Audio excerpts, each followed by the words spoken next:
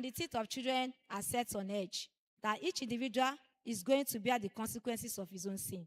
And if you look at 2 Kings chapter 14, something like that happened when the father sinned, and the king said the children should not be killed because of the sin of the father. That particular passage, that 2 Kings chapter 14, follows this rule. Each person, each individual will be dealt with according to his or her own sin.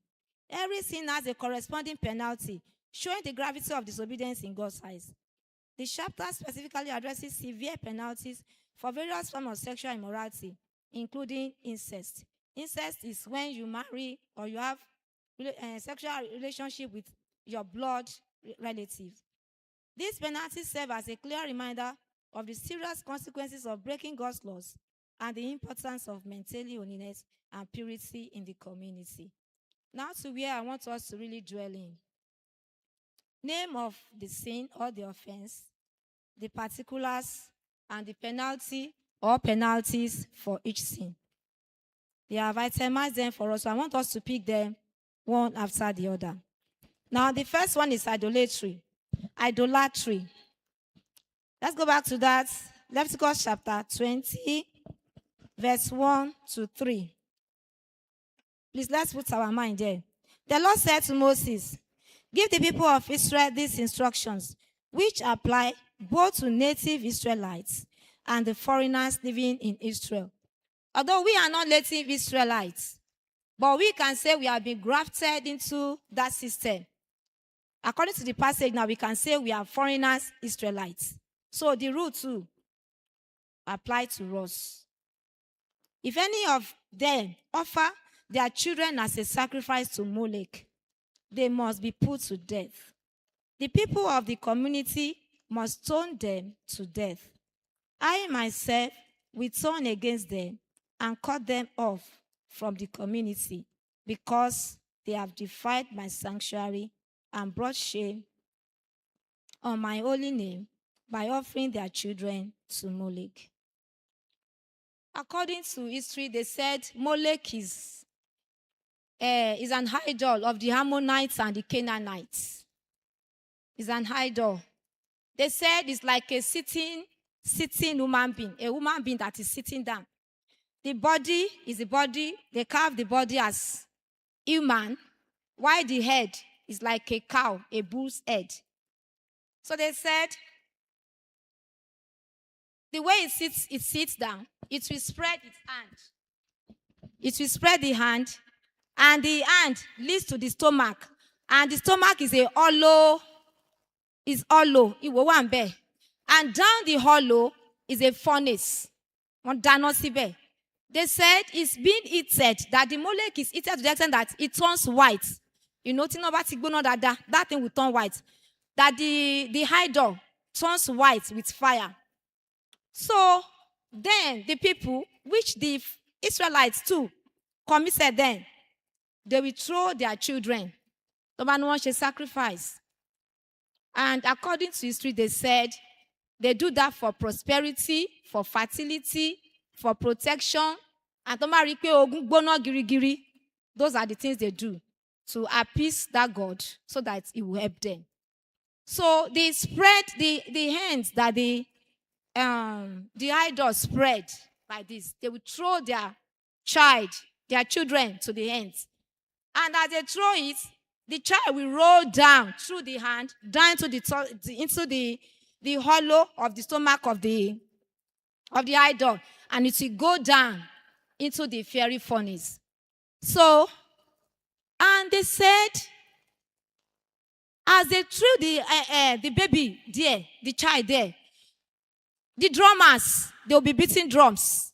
Flutes will be going on, one coming, so that the noise of the flutes and the drums will cover the scream of that innocent child. So they will throw the child there so that the parents will not hear the scream of that innocent child. So to appease God. It's a terrible, terrible offense. Children are innocent. They are innocent. They are helpless. Imagine. A child is a gift from God. Every child that God gives you is a gift from God. They are helpless. If it's about you, children are very, very helpless. Look at babies. They cannot talk. If you are the mother is the one that will say, Abi diaper etutuni, Abi orin funny. They can't talk. They are helpless. Whatever. That's why some people can just go and dump their child anywhere. The baby cannot be. Just stay there. Whatever you tell them is what they do. Imagine, God has given you a gift. You now say, this gift that God has given me, I want to give it to idol. You now present the gift of God to idol. Imagine, the devil is a bastard. You now put an innocent child, a gift from God, into the hand of Molech. You know our Jorun, I want to Amalulu. So they said it's for fertility, for prosperity, and to prevent them from the hands of their enemies. It's a challenge to us today. In what way, too, are we presenting the gift the Lord has given unto us to Molech, to the devil? We may say, okay, they should consider him. But in what way? God has given you one thing or the other as a gift. Your child, how are you treating them? Your children, I mean. How are you treating them? The voice God has given unto you, where are you using it? Are you using it to glorify God or to glorify the devil? The beauty God has given you, what are you using it for? To make the heads of men and women to scatter. Or what are you using it for? Let's check our lives. The gift God has given unto us, how are we using these gifts?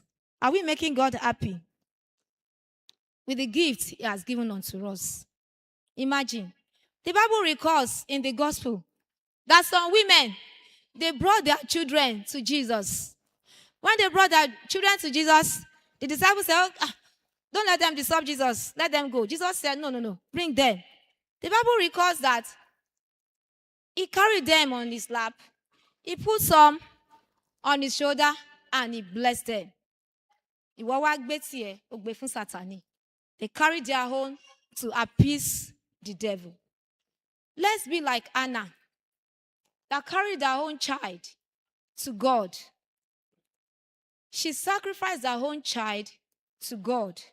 She offered her own child to God. And God rewarded her for that. When a woman could deem it fit to bring her own child to God, some took their own to Molech to be destroyed. In what way are we also doing that today? When you don't allow others to reprimand your child, you are doing the same thing as those ones. You don't want anybody to correct your child. Your child is always right. Even right here. Right in this, our church. If you are doing that, children are God's heritage. They are gifts from God. They should be presented to God. They are helpless. They are innocent. Let us present them to God. Whatever gift God has given unto us, be it our education, our position, our beauty, our post, our children, whatever, even our jobs, our money, let us use it to glorify God. Whatever God has given unto us, don't let us give it to the devil. Even our time. Do we use our time for God? Or use our time for the devil? Let's check it. The amount of time we use on our phones. Do we divide by 5 of it to study our Bible? Do we divide by 5 of it to study our Bible? Bible study will not come. Family devotion will be sleeping. Will be dozing. Personal prayer, no time for that. Personal Bible study, no time for that. Are we not offering the gift of God into the hands of Molech? The Lord will help us in Jesus' name. Another one is compromising with Molech worship. That's verse 20, chapter 20, verse 4 and 5. And the people of the community ignores those who offer their children to Molech and refuse to execute them. And if the people of the community ignore those who offer their children to Molech and refuse to execute them, I myself will turn against them and their families.